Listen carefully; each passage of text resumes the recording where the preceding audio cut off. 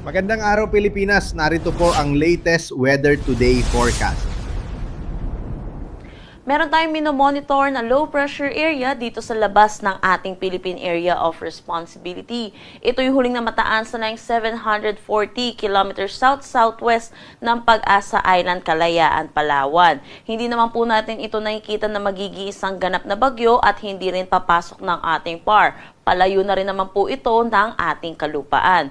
Pero dulot ng trough or yung extension netong low pressure area sa labas ng ating PAR, mataas ang tsansa ng mga pag-ulan dito sa may Palawan at western section ng Mindanao. Meron pa rin naman tayong ibang weather system na nakakaapekto dito sa ating bansa. Una na dito ang northeast monsoon or amihan na umiiral dito sa malaking bahagi ng Luzon. Pangalawa, ang easterlies or yung mainit at malinsangan na hangin na nanggagaling sa dagat Pasipiko na patuloy naman umiiral dito sa Visayas at Mindanao. Dulot na itong northeast monsoon which is malamig na hangin at easterlies mainit at malinsangan na hangin, yung interaction po netong dalawa ay nagre-resulta sa tinatawag nating shear line na nakakaapekto naman dito sa may eastern section ng Southern Luzon.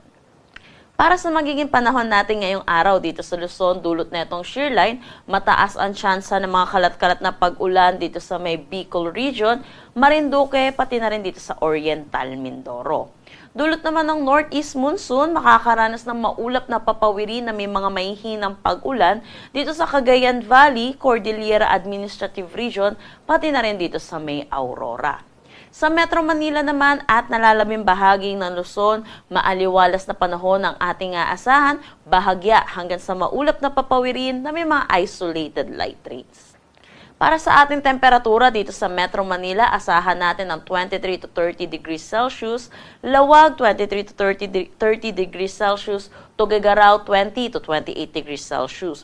For Baguio, 14 to 21 degrees Celsius, Tagaytay 20 to 29 degrees Celsius, at Legazpi 24 to 28 degrees Celsius.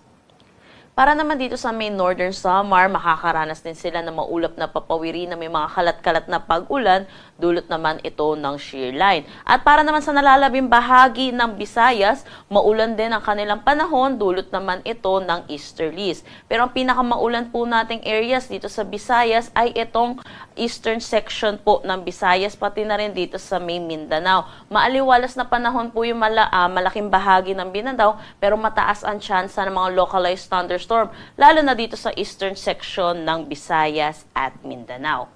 Dulot naman itong trough or yung extension nitong low pressure area sa labas ng ating PAR, makakaranas ng maulap na papawiri na may mga kalat-kalat na pag-ulan din dito sa may Palawan, Zamboanga Peninsula, Basilan at Tawi-Tawi.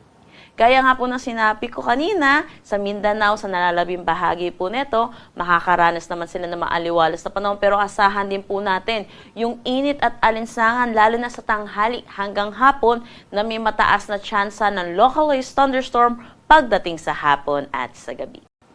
Agwat ng temperatura para sa Kalayaan Islands at Puerto Princesa, 25 to 30 degrees Celsius. Dito sa Iloilo, asahan natin na 25 to 30 degrees Celsius. Gayon din dito sa may Cebu. Sa Tacloban naman at Cagayan de Oro, 24 to 30 degrees Celsius. Sa Zamboanga, 24 to 33 degrees Celsius. At Davao, 24 to 31 degrees Celsius. Dulot ng epekto netong shear line, inaasahan natin posible ang 50 to 100 millimeters of rain dito sa may Camarines Norte, Camarines Sur, Albay, Sorsogon at Catanduanes. Dahil ilang araw na rin po nakakaranas ng mga pag-ulan itong Bicol region, pinapaalalahanan po natin mga kababayan po natin, saturated na rin po ang ating kalupaan, so mataas po ang tsansa ng mga pagguho ng lupa at mga pagbaha. Ugaliin po natin makinig sa ating local government units hinggil sa posibleng paglikas na kailangan po natin gawin.